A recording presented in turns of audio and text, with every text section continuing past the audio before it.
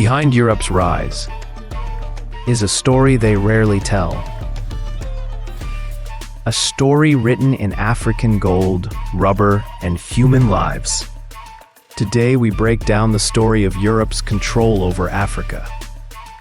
From colonization to modern exploitation, and why it never truly ended. How did Europe reshape Africa's economy? Once Europe took control, they reshaped everything to serve their own needs. They didn't build for Africans, they built for profit. Colonial governments demanded taxes. But most Africans didn't use money, so they were forced to work. Some were sent to farms, others to mines. Some had to build roads or rail lines. It wasn't about development. It was about control and extraction. Villages were given quotas. They had to bring rubber, palm oil, or cotton. If you failed, you were punished. In the Congo, under King Leopold of Belgium, entire communities were terrorized. They were forced to collect rubber, and millions suffered.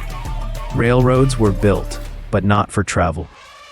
They connected mines to ports.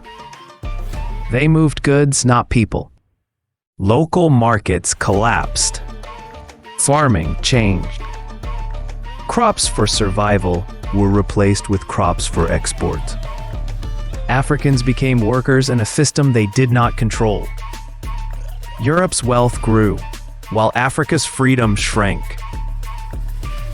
This was not development. This was extraction. What was the psychological strategy? Europe didn't just take land. They took mines, and they called it the civilizing mission. They claimed they were bringing progress, and said Africa was dark. And Europe brought the light. They used schools, churches, and newspapers to spread this idea. They taught African children that Europe was superior. They taught them to speak European languages and to forget their own. They replaced African names with Christian names. And they replaced traditional systems with European laws. The goal was control, not education. They wanted Africans to believe they were less, to trust European ways, to doubt their culture, their leaders, even themselves. Some Africans resisted, others accepted, and many were caught in the middle. This mental strategy made colonization easier. It broke the spirit before it broke the body. Did Africa fight back? Yes, Africa fought back.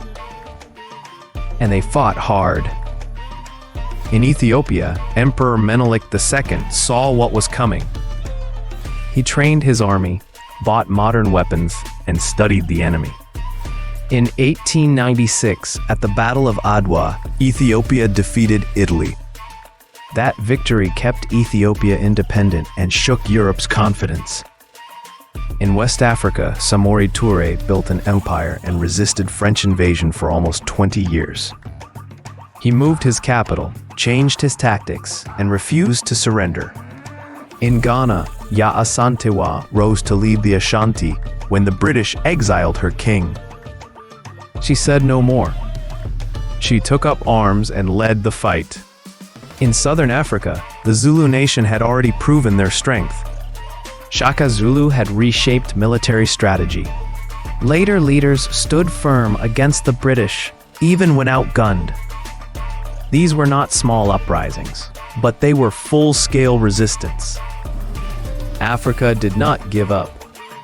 Europe had machines, but Africa had warriors and leaders. The fight never truly stopped. That's a wrap, History Seekers. Catch the full story on YouTube. Thanks for watching. Peace and love.